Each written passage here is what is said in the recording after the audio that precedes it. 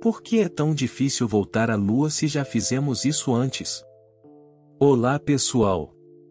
Bem-vindos de volta ao nosso canal Curiosidade Insana. Hoje vamos falar sobre por que é tão difícil voltar à Lua se já fizemos isso antes.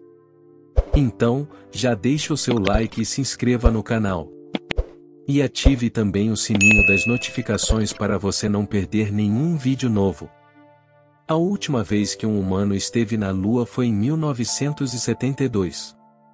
Desde então, a tecnologia deu passos gigantescos e cada vez mais países se desenvolveram em seu programa espacial, mas, apesar disso, os seres humanos não voltaram mais para visitar a Lua. Quais são as razões? Vamos descobrir. Temos que voltar ao final da década de 60. Após a Segunda Guerra Mundial, durante a Guerra Fria, os Estados Unidos e a União Soviética se engajaram na corrida espacial, uma luta teimosa entre as duas potências cujo objetivo final era colocar um cidadão da nação na superfície da Lua. A partir desta luta, em que ambas as nações pretendiam demonstrar sua força militar e superioridade tecnológica sobre o adversário, os Estados Unidos sairiam como vencedores. A viagem à Lua, mais do que um fim em si mesma, foi uma forma de mostrar ao mundo quem marcou o ritmo da agenda política internacional para o restante do século. Alcançar a Lua tinha mais um propósito político do que científico. Num contexto histórico diferente, por simples preocupação científica, teríamos chegado à Lua em 69? Tudo parece indicar que não. Como dissemos, a motivação dos americanos para enviar uma missão tripulada por humanos ao nosso satélite foi a tensão gerada pela situação política. Sem essa rivalidade com a URSS, seria difícil imaginar que os americanos mobilizariam as cerca de 400 mil pessoas que participaram do programa Apollo e a ele dedicado durante os 14 anos que durou, o equivalente hoje a cerca de 120 milhões de dólares. Hoje é inimaginável que o governo dos Estados Unidos financie novamente uma viagem dessa natureza em custos tão elevados para a nação. O alto custo de pisar na Lua novamente. Chegar à Lua não foi uma tarefa fácil alcançar porque, além dos desafios tecnológicos que discutiremos mais adiante, havia também muitos desafios econômicos. Uma lei assinada em março de 2017 pelo presidente Donald Trump, dá à NASA um orçamento anual de cerca de 19,5 bilhões, e está em quase 20 bilhões hoje. Mas embora isso soe como uma figura astronômica, na realidade, não é se você considerar que o total é dividido entre todas as divisões da agência e todos os ambiciosos projetos como o telescópio espacial James Webb, o projeto de foguete gigante chamado Space Sistema de lançamento e missões remotas ao Sol, Júpiter, Marte, cinturão de asteroides, cinturão de Kuiper, e a borda do Sistema Solar. Além disso, o orçamento da NASA é um pouco pequeno em relação ao seu passado. Desde 1960, a alocação econômica dedicada ao programa espacial americano disparou, atingindo o recorde de 5,3% do orçamento nacional em 1965. Mais 5 anos depois, no início dos anos 70, e resolvida a corrida espacial em favor dos americanos, a NASA sofreu um corte orçamentário significativo por vários motivos, incluindo a perda de interesse pela Lua e o acidente sofrido pela missão Apollo 13. Esses eventos levariam ao cancelamento das missões Apollo 18, 19 e 20, tornando Apollo 17 a última missão tripulada à Lua. Como resultado, nos últimos 40 anos, o orçamento da NASA permaneceu abaixo de 1%, e para os últimos 15 anos, caminha para 0,4% do orçamento federal. Ou seja, se hoje não voltamos à Lua, é por um lado, falta de interesse por parte dos governos, e em segundo lugar, a falta de recursos econômicos. O que aconteceu com a tecnologia? Hoje, a NASA tem um novo foguete, Space Launch System, que será o sucessor do Saturno V, o que foi responsável por levar os astronautas à Lua. Este foguete fez a sua estreia com o lançamento da missão Artemis I, que foi um sucesso, conseguindo levar a cápsula Orion para a órbita da Lua, que será a nova espaçonave que transportará humanos à superfície lunar. Algo que chamou a atenção de muitos é que antes do lançamento do Artemis I, a missão foi cancelada 2 vezes devido a falhas nas câmaras de combustível do foguete, portanto, foi necessário realizar mais testes antes que o pudesse ser lançado. Mas por que foi tão difícil lançar o Space Launch System? A NASA já não deveria ter anos de experiência? A realidade é que os lançamentos das missões Apollo também não foram fáceis. Lembre-se, a missão que conseguiu pousar com sucesso foi a 11ª. Ou seja, antes da 11ª, 10 missões não conseguiram por vários motivos, a maioria delas tinha vários cancelamentos devido a problemas climáticos ou problemas técnicos. Algumas missões Apollo nem chegaram a decolar, mas pouco se fala sobre isso. Vale lembrar também que durante os ônibus espaciais, a NASA teve muitos problemas para conseguir fazê-los decolar mesmo já tendo a experiência da espaçonave Apollo.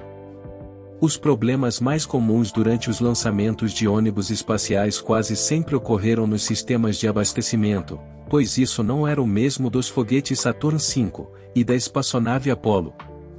Os ônibus espaciais eram naves extremamente complexas que misturavam a potência de um foguete com a de um avião. Aerodinâmica e tinha motores que utilizavam combustível sólido e líquido.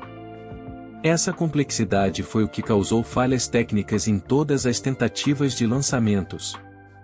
De fato, de acordo com o registro de cancelamentos de lançamentos, os lançamentos de ônibus espaciais são os que sofreu mais cancelamentos, alguns foram cancelados até 5 vezes antes de tomar o objetivo com sucesso. O problema do abastecimento de combustível. Antes de decolar com sucesso, a missão Artemis I foi cancelada 2 vezes devido a falhas técnicas no sistema de combustível. Essas falhas são as mesmas que causaram o cancelamento das missões Apollo e os mesmos sofreram pelas naves. Vazamentos de combustível são falhas mais comuns em foguetes e um dos principais motivos de decolagem serem canceladas há mais de 50 anos, mas por que esse problema ainda existe hoje? A culpa é do combustível usado pelos foguetes, o hidrogênio. Este é o elemento mais simples e leve de todos. Na Terra, existe em abundância, mas é misturado com outros elementos, e processos de separação molecular, como a eletrólise deve ser usado para obter hidrogênio puro. O hidrogênio é um elemento altamente leve, tanto que juntar um único grama de material requer bilhões de átomos de hidrogênio. O hidrogênio é tão leve que pode passar por qualquer abertura, por menor que seja. Em um ambiente típico e temperaturas médias, isso geralmente não é um problema, mas vazamentos são muito mais fáceis de ocorrer em um ambiente frio e de altas pressões. São precisamente nesses ambientes que operam os foguetes espaciais. Para que os tanques de combustível de um foguete permaneçam cheios de combustível, eles devem estar permanentemente conectados a sistemas de resfriamento terrestre por cabos e mangueiras até o momento do lançamento. No momento da decolagem, algumas conexões se separam da ponte, onde geralmente ocorrem vazamentos, pois essas conexões não podem ser parafusadas firmemente e é difícil evitar vazamentos quando estão em altas pressões e baixas temperaturas. Resumindo, é difícil para os foguetes decolarem porque o hidrogênio é usado como combustível. Mas se o problema é esse, por que não usar outro combustível? A razão pela qual a NASA continua a usar hidrogênio como combustível é sua alta eficiência, já que é o elemento que proporciona maior empuxo e menor peso. Ainda assim, outra razão importante é a lei. Não estamos falando de leis físicas, mas sobre os políticos. Em 2010, o Congresso dos Estados Unidos ordenou que a NASA continuasse usando os foguetes que foram usados nos ônibus como parte do programa de foguetes Space Launch System. Na verdade, você pode não saber, mas os motores Space Launch System são os mesmos usados pelos ônibus espaciais da época. Como o orçamento foi cortado, o Congresso sugeriu que, para otimizar os recursos, a NASA teria que utilizar os contratos, investimentos, orçamento, mão de obra, base industrial e infraestrutura existente nos Estados Unidos que foram usados para o ônibus espacial no novo programa Space Launch System. Da mesma forma, também seria reaproveitado o Orion 1, e os sistemas de propulsão existentes, como os motores de combustível líquido que causam tantos vazamentos, o tanque de armazenamento externo e os motores a combustível sólido, também seriam reaproveitados. Tudo isso foi reaproveitado e condicionado ao novo projeto Artemis 1. Ou seja, o projeto Artemis, que busca levar novos astronautas à Lua, usa a mesma tecnologia, foguetes, motores e base de lançamento que os ônibus espaciais mais usaram há uma década. É por isso que voltar à Lua é tão complicado. Além das telas sensíveis ao toque, a tecnologia do programa Artemis 1 não é tão diferente do que tínhamos há 50 anos. Além disso, talvez a razão mais poderosa de não termos retornado à Lua seja a mais simples de tudo. Não houve necessidade de voltar. As missões do programa Apollo foram tão prolíficas que, além dos inúmeros experimentos realizados na Lua, foram coletadas tantas amostras de material lunar que ainda hoje, muitos deles permanecem não estudados pelos cientistas. A tudo isto, devemos acrescentar que nos próximos anos os interesses da NASA estarão centrados em objetivos como o Skylab, o laboratório na órbita da Terra, ou enviar sondas e satélites para muitos outros cantos do Sistema Solar. E talvez a pergunta seja: por que deveríamos retornar à Lua quando ainda há tanto para ser explorado no resto dos planetas? À luz dos recentes avanços científicos, não há nada para criticar a NASA. Hoje exploramos Marte com robôs, descobrimos novos sistemas solares quase diariamente e detectamos fenômenos como ondas gravitacionais que até muito recentemente eram apenas parte da teoria. Como vimos, são vários os motivos pelos quais não vamos à Lua desde 1972, e no entanto, nada tem a ver, por exemplo, com as estranhas teorias da conspiração que circulam por vários anos nas redes sociais. Só porque não voltamos, não significa que não voltaremos. A próxima missão com tripulação humana ao nosso satélite será marcado pela NASA. O projeto Artemis, que visa colocar um homem de volta na Lua. E também pode ser que nesta ocasião, imitando Neil Armstrong em 1969, seja uma mulher que leve um novo passo na superfície do nosso satélite natural. E qual a sua opinião sobre o porquê é tão difícil o homem voltar à Lua? Deixe o seu comentário para a gente. Obrigado por assistir.